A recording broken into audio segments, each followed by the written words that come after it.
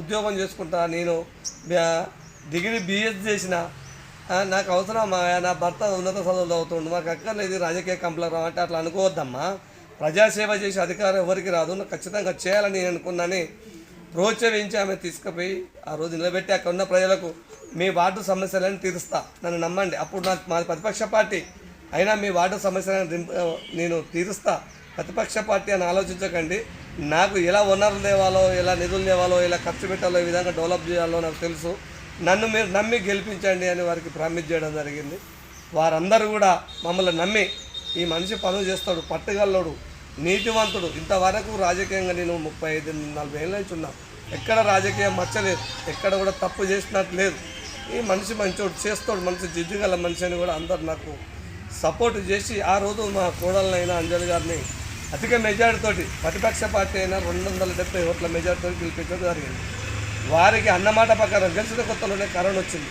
Corona వస్తే ఒక్కొక్కరు ఇళ్ళల్లో కనీసారి కొడుకు వస్తే తండ్రి పట్టించుకోలేదు, తండ్రికి వస్తే కొడుకు పట్టించుకోలేదు, ఒక కుక్కలు లెక్క తీసి బయటపడేయడం జరిగింది. అసలు తరుణంలో నేను నా కోడలు ప్రాణాలు తెగించి ప్రతి ఒక్క గుడిసెకు పోయినాం, ధైర్యం చెప్పినాం, శానిటర్లు పంచినాం, వాళ్ళకు బియ్యం బత్తాలు ఇచ్చినాం, పండ్లు పంచినాం, మేమున్నాం, ఏ రాత్రైనా మేము వస్తామని ధైర్యం చెప్పి వాళ్ళకు అన్నట్టున్నాం. ఆ తర్వాత మేము ఆ రోజు పాలకవర్గం PRS ఉండే, PRS పాలకవర్గంలో పంచాయతీ పెట్టుకొని కొన్ని నిధులు చేయడం జరిగింది. తర్వాత 2 ఏళ్ల కింద మా గవర్నమెంట్ వచ్చింది. మా ఎమ్మెల్యే గారితో అక్కడ దుస్థితి చెప్పి 3 కోట్ల రూపాయలు, ఏ వాటి కూడా 1.5 కోటికి మించలేదు. కానీ నేను మా ఎమ్మెల్యే గారి సపోర్టు తోటి వారిని ఒప్పించి 3 కోట్ల రూపాయలు నిధులు తెచ్చి ఇవాళ ప్రతి రోడ్డు CC రోడ్ వేసినాం, సైడ్ డ్రైన్ వేసినాం, నల్ల కలెక్షన్లు ఇచ్చినాం, చాలా మందికి పేదలకు అన్నం ఇప్పించినాం, రేషన్ కార్డులు ఇప్పించినాం. వారి ఎమ్మెల్యే దొంతి మాధవరెడ్డి గారి దయ వల్ల వారి చొరవతోటి మా వారిలో 30 ఇందిరా మిల్లు ఇప్పించడం జరిగింది. ప్రతి ఒక్కరికి కూడా పారదర్శకంగా 100 రూపాయలు ఆశించకుండా కూడా. ఆ రోజు BRS గవర్నమెంట్ ఇంటికో ఉద్యోగం అన్నారు, డబల్ బెడ్రూమ్ అన్నారు, ఎవరికి లేదు. లాస్ట్లో గవర్నమెంట్ పోయే టైంలో ఇంటికి 3 లక్షల ఇండివిజువల్ ఇళ్ళని ఓన్లీ ఉట్టి కాగితాలు చేతులు పెట్టి వాళ్ళ నాయకులు ఒక ఇంటికి 40 నుంచి 50,000 రూపాయలు ఒత్తిడి తీసుకోవడం జరిగింది 3 లక్షల స్కీమ్లో. కానీ 5 లక్షల స్కీమ్లో కూడా 100 రూపాయలు ఎక్కడ అవినీతి చేయలేదు. ఇల్లు కట్టుకున్న వాళ్ళు ఎవరికైనా రూపాయి అడుక్కోలేదు, పారదర్శకంగా ఉండి వాళ్ళ కట్టలలో 4 లాగా ఉండి పనిచేశాం. ఇవాళ నేను ఒక సవాల్ ఇస్తున్నాను ప్రతిపక్ష నాయకులకు. ఇవాళ నా మీద పోటీ చేసిన తను గతంలో 2014 నుంచి 2019లో 2వ వార్డులో చేయడం జరిగింది. గతంలో అంతకంటే ముందు నేను అతన్ని ఇండిపెండెంట్గా కూడా గెలిపించడం జరిగింది. ఇలా రానికి దమ్ముంటే 2వ వార్డుకి వెళ్దాం. నువ్వు ఎన్ని అవినీతులు చేసినావో, ఎంతమందికి ఎన్ని డబ్బులు వసూలు చేసినావో, ఒక్క మామూలు ఇల్లు కట్టుకుంటే 1,00,000 రూపాయలు వసూలు చేసినావు, పెంకటి ఇల్లు కట్టుకుంటే 60,000 వసూలు చేసినావు. ఈవెన్ స్వచ్ఛ భారత్ కింద సెంట్రల్ గవర్నమెంట్ 6,000 ఇస్తే అందులో 3,000 రూపాయలు ఏంది బిల్లు రానియలేదు. కళ్యాణ లక్ష్మికి ఇప్పించి 20,000 నుంచి 20,000 తీసుకున్నాం. ఆరోగ్యశ్రీ ఇప్పించి అందులో 10,000 15,000 తీసుకున్నాం. నేను నిరూపిస్తా, దమ్ముంటే రా. నేను 5 ఏళ్లలో నా అవినీతి మచ్చ 100 రూపాయలు చూపించిన ఇవాళ స్వచ్ఛందంగా నేను ఇప్పుడు పోటీ నుంచి పక్క దొరుకుతా. నీకు దమ్ముందారా చూపి అసొంటోనివి.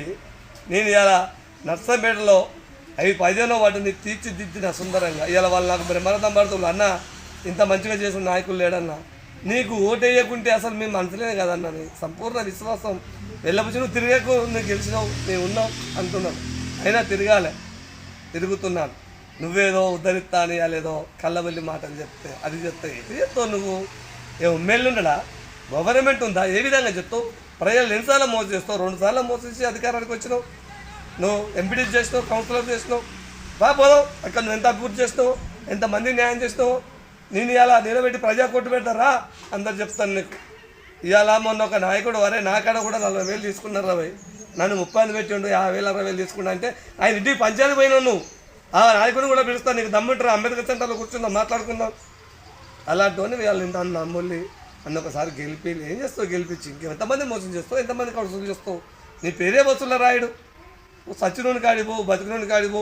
ఇవాళ సవాలు చూస్తున్నాను నేను 100 మందికి 3వ వార్డులో కానీ 5వ వార్డులో కానీ 15వ వార్డులో కానీ 100 మందికి నేను సచివంలో బియ్యాలు ఇచ్చిన, పేద కుటుంబాలు ఆదుకున్నా. ఇవాళ కూడా ఎవరైనా చూపిస్తాను. నీకు దమ్ముంటే ఒక కాడ నువ్వు దానం చేసిన చూపి. ఇవాళ ఏదో వచ్చి పగడతాలు పరికి అంటావు. ఇవాళ 15వ వార్డు 21వ వార్డుగా అవతరించింది. అది ఇవాళ అక్కడి ప్రజలు బెమ్మరతం పడుతున్నారు. మమ్మల్ని గెలిపిస్తున్నారు. మేము మళ్ళొకసారి 21 డివిజన్ని తీర్చిదిద్ది ఇవాళ గంగదేవిపల్లె ఎంత ఆదర్శంగా ఉన్నదో అంతకంటే ముద్దుగా తీర్చిదిద్ది 21 డివిజన్ని ప్రజలను మళ్ళీ 10 కాలాల పాటు రాజకీయ నాయకుడు అంటే ఇలా ఉండాలి, ఇలాంటి నాయకుడిని ఎన్నుకోవాలి.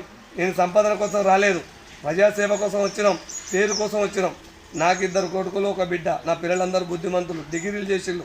నాకు వ్యాపారంలో అవసరం, నీకు వ్యాపారం ఎక్కువ చేసుకుంటే 100 మంది జీవనోపాధి కల్పిస్తా. ఇప్పుడు నేను 100 మంది జీవనోపాధి కల్పిస్తున్నాను.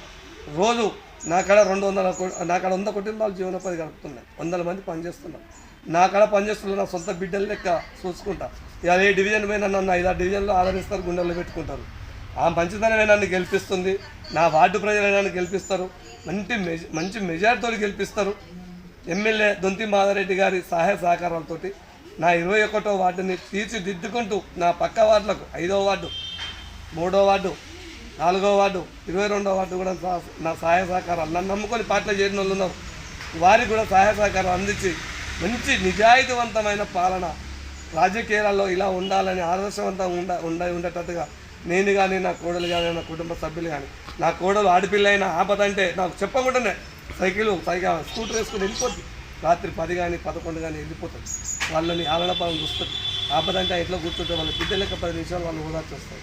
అలాంటి నైతిక కళ రాజకీయాలు చేస్తున్నాం కనుక మాలాంటి వాళ్ళని ఆశీర్వదించి దీవించి రాజకీయాల్లో పంపించండి. మున్ముందు మీకు సేవ కోసమే మేము ఉన్నాం. 100 రూపాయలు కూడా కరప్షన్ చేయం. చేసిన పబ్లిక్ ఏ శిక్ష వేయించడం మేము అరులో కనుక మా మంచితనానికి నేను ఇలా మనిషి ఇవాళ ఏదో నా అవసరం వెళ్ళిపోయింది, మళ్ళీ 5 ఏళ్ళకి అవసరం అనుకోండి, ఎక్కడ కనపడ్డా నమస్తే అంట, మంచి చెల్లు మాట్లాడతా. అదే వాళ్ళని గెలిపిస్తుంది, నా కోడలను గెలిపిస్తుంది.